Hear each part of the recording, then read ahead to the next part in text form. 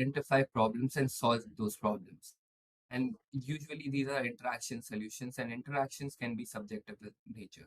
This requires a lot of logical and analytical mindset, which is equipped through education. However, it's present in humans inherently because we are smart creatures. We use our brains for everything. And this is where we tackle situation in a methodical manner and not just approach a problem by not approaching it in a systematic order.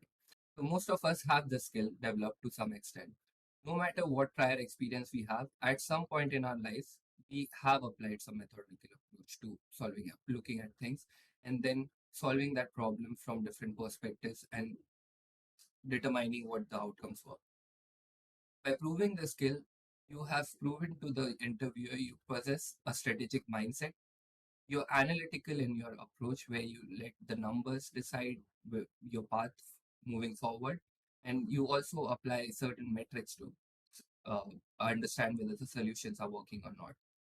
You are disciplined in your approach because you apply a system around the process. You're organized. You use tools to execute uh, solutions. So this is where an interviewer is convinced that you are not just solving a problem, but you have equipped yourself with multiple different dimensions to solve that particular problem. Communication is another skill set that is very important for a user experience professional. No matter which discipline within UX you might land into, you will be required to communicate to people. You will be required to communicate your ideas. You will be required to communicate your designs. And in order to effectively communicate these things to the stakeholders and developers, you need to have strong hold over your communication skills. If you can do this, you have essentially proven that you can not only articulate your thoughts, but you're good at speaking, you're good at writing, you're good at reporting, and you're also good at presentation. All these skills are essential to your UX job.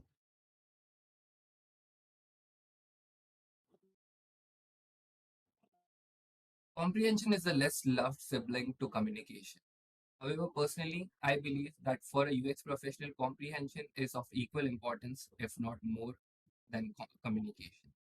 Comprehension skills are a bit more difficult to acquire, but if you come from background fields such as research, customer insights, and marketing, you should have these skills developed to a great extent. And if you do not have these skills, you should just start by developing and honing these skills. And you can do so by starting active listening, which is where you pay attention to the information being shared, which enables you to the next step, which is information processing. If you're actively listening, you will have conceived a lot of information which is fruitful and will give you insights into the user's mind, and you will be able to process that information. Based on that information processing, that leads to the next step of rationalizing that information and the design decision and design choices. And that again comes through comprehension skill. If you cannot understand your user's needs, how do you rationalize your need to the stakeholders? Logical reasoning is another competency that you can prove through comprehension skills, which is basically prioritizing certain solutions over the other, why you're doing it based on the business needs or business restrictions and limitations, things like that, which gives you a knack over other people who would be just concentrating on the design skills that they may possess. Um, so I have a background, brief stint in people management in my background as well. And since this was something that I spent a whole lot of years working on, I believe this is one of my strengths. So this was one thing that I highlighted in my job hunt through my experiences and projects. According to me, this skill is of the utmost importance as empathy for a UX professional, because we need to work with different people, people from different background, from various regions of the world, and they come from they speak different languages. You need to comprehend those languages. You need to find resources to comprehend those languages if you do not speak those languages. It's very important for you to manage these people and their requirements and balance everything together.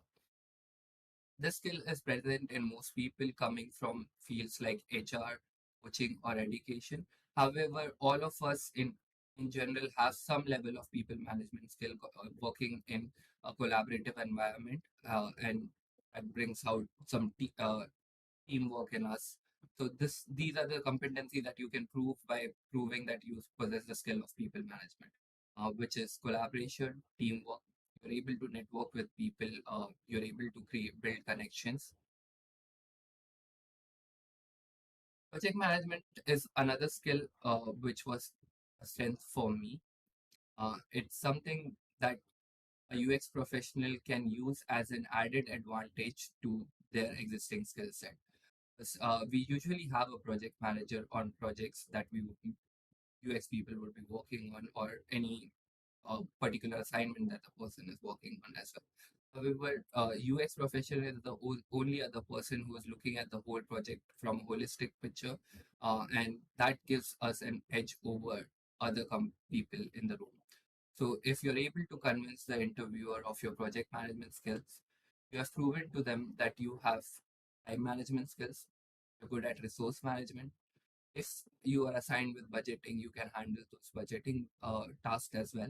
And if you are required to do any purchasing for the project, you are able to do that as well.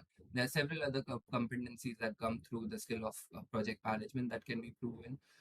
I believe these were my strong skill sets working coming from event management and operation background. So I highlighted these within my resume and my skill set.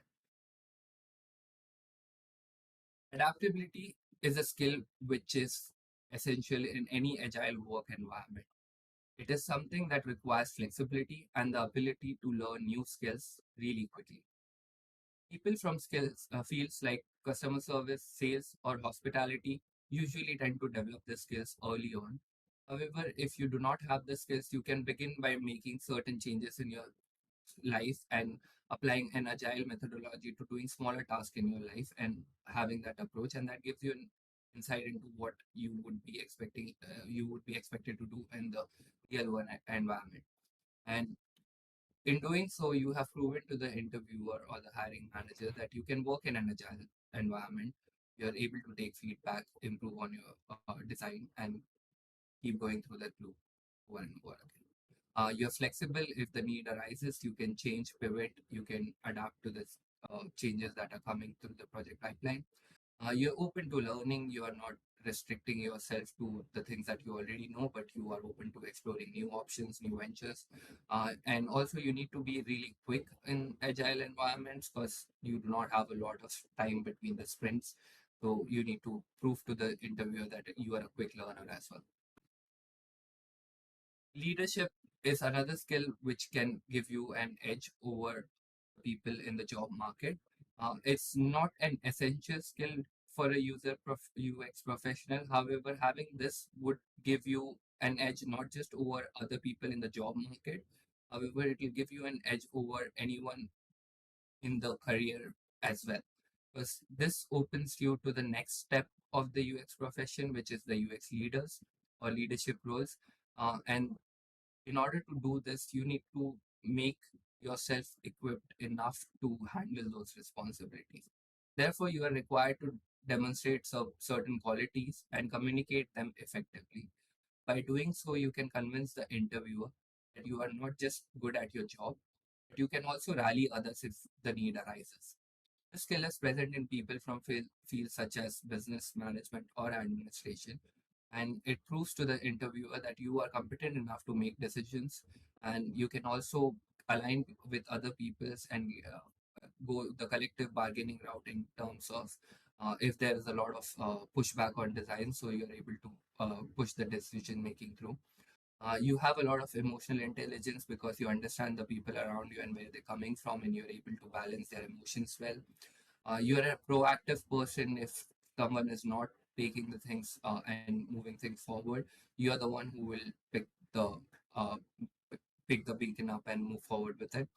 You have the drive to lead others, and that is what is proven through leadership skills. So it's not just one thing that you have demonstrated to the interviewer. You have demonstrated a multiple faceted personality of yours during the interview. Storytelling is another important skill that a UX professional must have. Even if you cannot tell a visually compelling story, it is fine. You should be able to tell a story and then you can hone your skills while on the job. But it's very important for you to be able to tell a story because usability is often ambiguous and thus hard to articulate.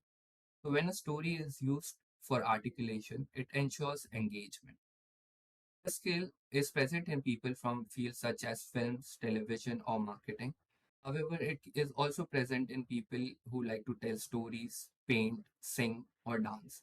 So, if you are one of those people, you can leverage those skills such as drawing, sketching, and try to tell compelling stories and get people's attention, grab them for the time that you require them to pay attention to you. And in doing so, you have proven that you are a creative person. You're able to visualize things. You are able to visualize ambiguous things where there isn't a lot of information present. You are able to storyboard solutions. You are able to record tools. You are able to use recording and editing tools and execute them well as well. Teamwork is another skill which is present in most of us if we have worked previously, or even if we haven't worked previously, we at some point in our life have been part of certain teams during our school, playing sports or playing any form of games, or any even competing in educational competitions. So this is a very essential skill to prove to an interviewer because a UX person never works alone. He is required to work with other people, and oftentimes they are also responsible to identify the right people, get together with them, and align on certain things. In order to do this, you need to align with the right people. You need to have the right kind of identification of people, and that comes through experience. However, you should once you understand people's strengths, you need to capitalize on them and use that and create a synergy with your work. So people from any field, even people with no prior work experience, should be able to have some level of teamwork skills. This proves to the interviewer that you're able to collaborate with others, you're able to build relationship with others. If a conflict arises, you're able to resolve it effectively, and you're able to coexist with people in case the conflict is not resolved. Data analysis is another skill that I feel was an advantage for me when I went into the job market. Coming from a business and operation background, I didn't have a lot of creative skills. However, I had the skill of using data analysis in a creative way to articulate the solutions that I was trying to propose. Uh, so, data analysis is often seen as inward facing. However, how I saw it was something that would guide me to make my decisions clearer and make informed choices. This requires a bit of analytical mindset. However, there are some tools out there which you can use or learn to equip yourself in the meantime and while you are educating yourself. And people from fields such as finance, economics, and statistics definitely have these skills, so do use it when you are building your resume. This proves that you are able to collaborate with others. Okay, I think this is a mistake. I'll move on to the next slide. Um, Testing is another important skill that a UX professional is required to do. You're supposed to advocate for human centered designs. And how do you ensure a design is human centered? By testing it. Therefore, UX requires strong testing skills. You're supposed to conduct usability testing, you're supposed to conduct user testing, but you can put any first word in front of testing and it is essentially testing. You put something out in front of the users, you try to evaluate what their reactions, feedback on that particular design is, you capture that and articulate that and bring it back to the organization. So, therefore, you require a strong testing skill. In doing so, you have proven to the interviewer you're able to conduct user testing, usability testing, you're able to document information, you're good at record keeping and sharing those records as well. Research is another skill that a UX person can leverage while in the job market. UX designer may not think that they require research skill. However, it informs them to do their job better.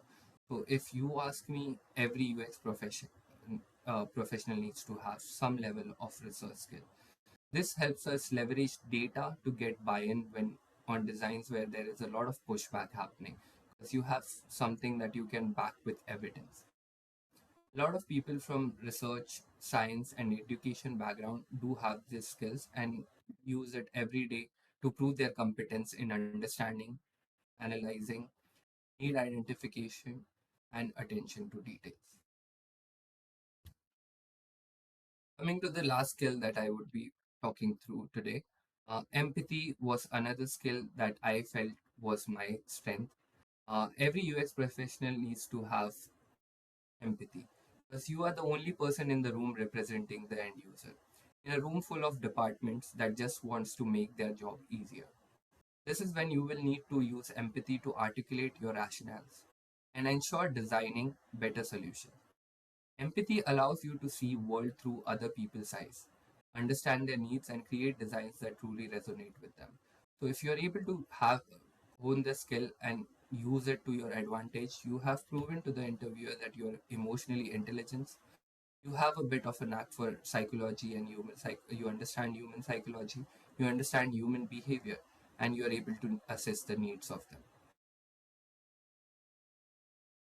And that is how you can leverage some of the transferable skills to stand out in a UX interview with no prior UX experience.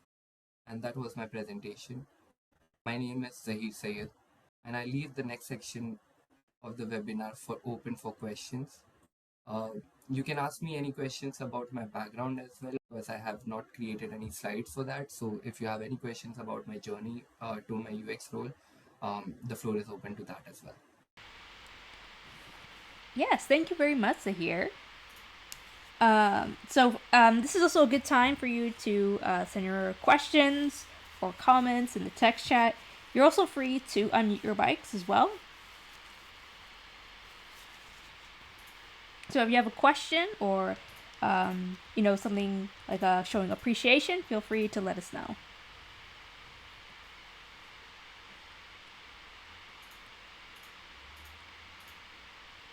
So Amber asks, are we going to receive the slides?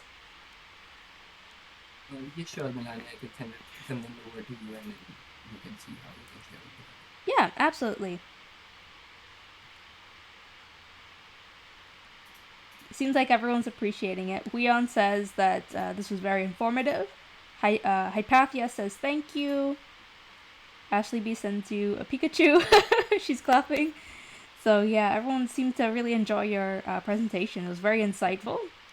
So Amber has a question. Yeah, I'm listening. Yeah. Yeah, do you want to go So for how it? did I land my first UX job? Yes, sure. So my first UX job was for a startup called SciMove. I'm talking about my first UX job experience in Canada. I had some consultant experience back in India, where I worked on projects as a freelancer. But my first full-time experience was in Canada, was at SciMove. How did I land that job was through a networking event. So I have always been a people person coming from people management background. And when I moved to Canada, it was hard for me to meet new people, especially when I moved here in winter. So I used to attend networking events. That's where I met the founder of the company. It was a startup. He required someone who could handle some people management within his organization. And since I came from a lot of HR background, I used that to put my foot into the door. And then he needed someone as a UX strategist as well. So that was my ask from him in return. I wanted to help him out, and in return, he gave me an opportunity to strategize his UX needs for the next few months. And that became my first project in Canada. So that's how I landed my first job. And since that was in a medical field, I used that to get my current job as well and transition into the next step.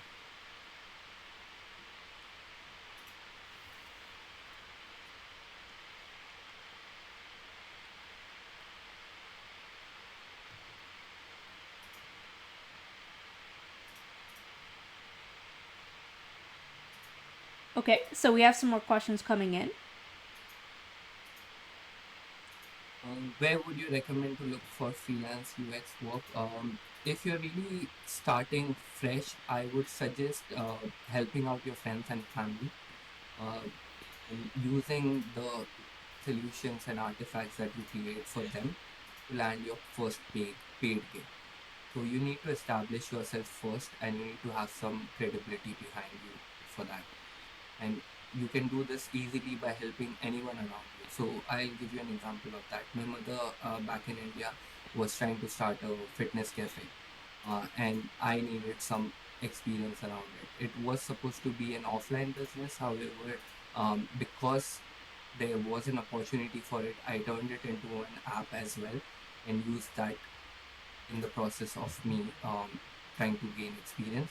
At the same time, delivering a solution for my mother to make her business operations easier. So there are opportunities present around you everywhere. It can be any form of business that your friends or family are trying to start, and you can help them with any kind of UX need that they may have. You can help them with UX research. You can help them with yeah, the website development. You can help them with creating an app, or you can come up with any creative solution that probably is your strong skill.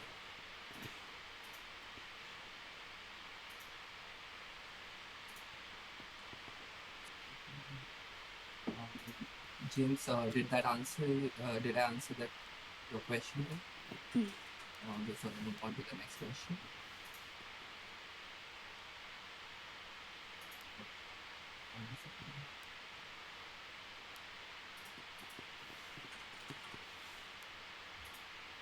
Yeah, Amber, that's a really great question because you would be working in the same environment because you will be working with a lot of software engineers, developers, UI designers, the whole same set of stakeholders that you may have worked in the past as in your role as a software engineer. You also use that to your advantage. You know the language, you know the jargons, you know how to handle these people, you know what their reluctance will be. You come from a software engineering background, so you can empathize with them to a great extent as well. So when you're building your experience, see for look at the job description. If it requires you to manage software engineers, then that becomes your area of where you can demonstrate your strength because you already know a lot about them. So how you can make the their job easier, at the same time help the business reach their objectives as well. So focus on how those skills would be my suggestion. If I answered your question, can you give me yes or no so I move on to the next question? Zaheer. Mhm.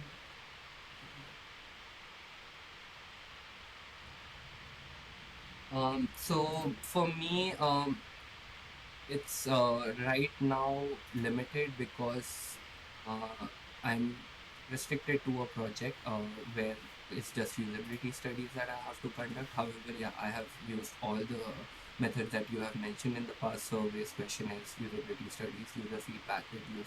However, within my organization, sometimes we do not do these things directly. So it's good that you are able to do this, but there are other departments that will also be responsible for such activities. So you need to align with them, create the needs, and execute those tasks as well.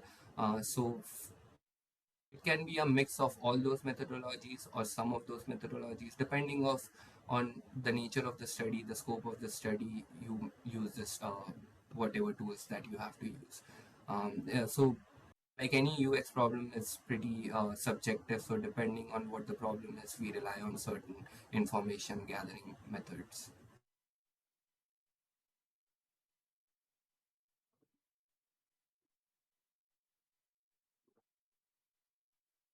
Actually, in Canada, based on my experience, there are a lot more contract or short-term employments compared to full-time employments. But I haven't been in the job market for a long time now, so I may be wrong. Um, but yeah, if you can show your work, if you're able to uh, communicate to them that even though you don't have a lot of background in UX or prior experience, you do have background in working with others, And that's what a UX person is required to do. You work with users, you work with other people within the organization to bring them the solutions. So if you're able to prove that, then that helps you out in getting any kind of part-time or full-time employment.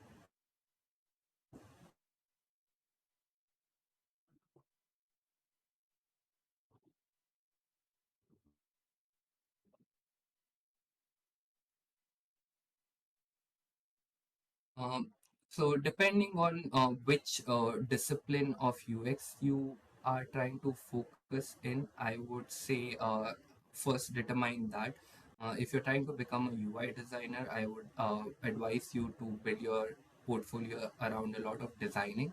However, if you're going for a UX design role, I would advise you to build your portfolio around the process.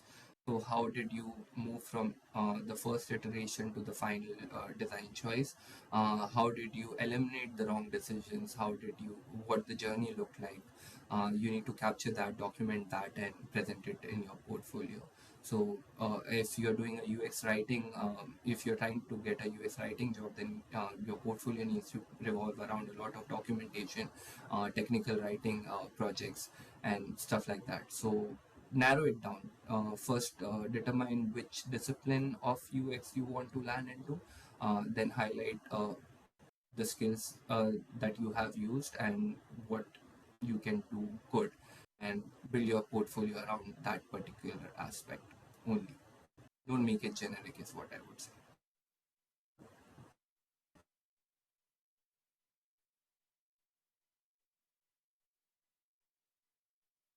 Um, so we have a third party organization that we rely on in case we are not able to get any users.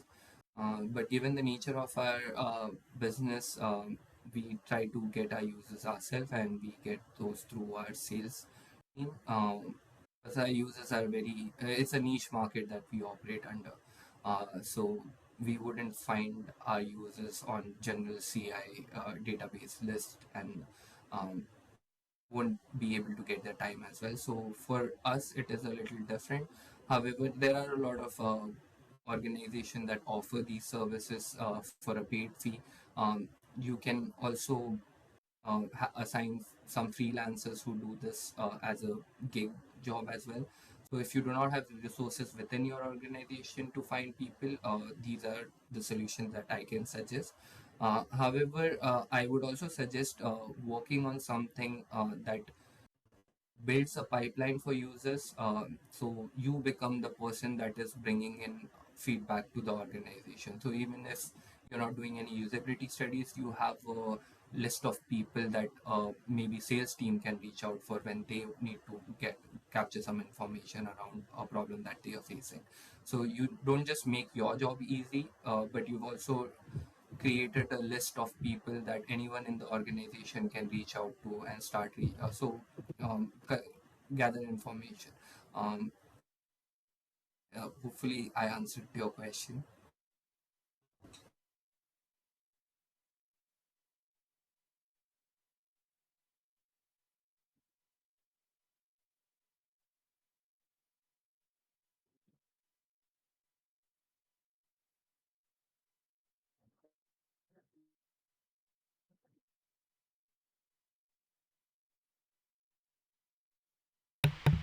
Okay, great to hear the discussion. So, do we have any more questions for Zaheer? Or do we need a moment just to cycle through our thoughts? I think we still have maybe another maybe 5 minutes for a Q&A.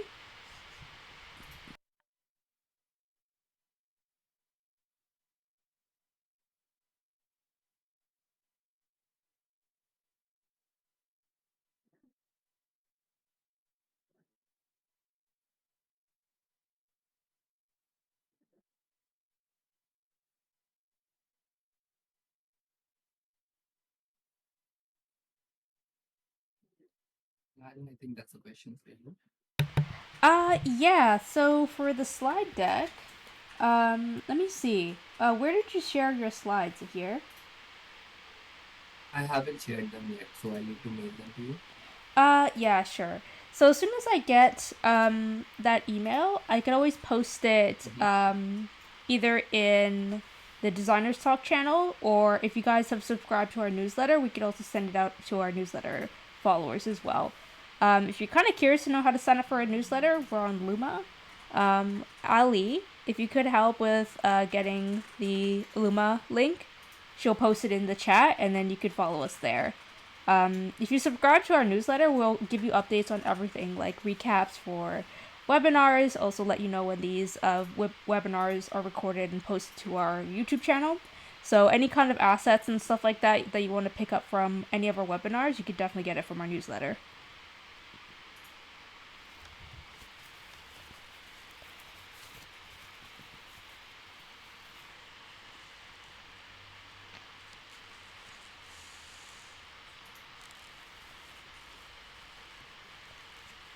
Yeah, absolutely. Ali, I'm not sure if you're here, but can you post the link to our Luma page so that they can sign up for the newsletter? Yeah, so Ali's on that. She'll share that in the chat. And also, in the meantime, if you guys get value from some of our webinars, please consider donating to us on the Ko-fi page. If you don't know where to find that, I'm going to send you the links right now. Just give me a second. Here we go. There. And also, if you want to follow us on YouTube, it's there as well. All the links that you need to follow us so that you can keep track of past webinar recordings. You can always rewatch this webinar at a later time. We usually take about a month or two to upload things, so if you really want to know when we're going to submit some new videos to our YouTube channel, just consider subscribing and getting notifications so that you'll know right away when we update our channel. And also there's a link to join our Luma page. If you want to follow us for future events, for like design sprints or webinars, you could also follow us as well. And the support link is there, so if you feel like donating to us, it kind of helps us to maintain our events here, to keep it free and open for everyone, as well as for design sprints and stuff like that. And if you're also considering joining our next design sprint, we're actually having another design sprint starting at the end of this week. So if you want information on that, we're going to be making an announcement pretty soon. So look out tonight for that announcement. Everyone wants to subscribe to the newsletter. So, Ali, did you find the link to subscribe to the newsletter? If not, I could also help you.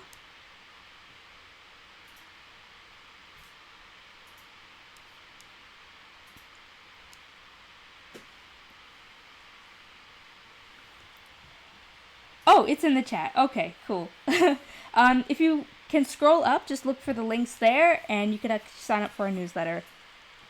Alrighty, thanks for being here, guys, and that's the end of this session. Hope you learned a lot, and hopefully we'll see you for the next webinar, or for our next design sprint. Pretty exciting stuff. Alright, thank you, Zaheer. Thank you, everyone. Thank you. It was a great time. Bye-bye.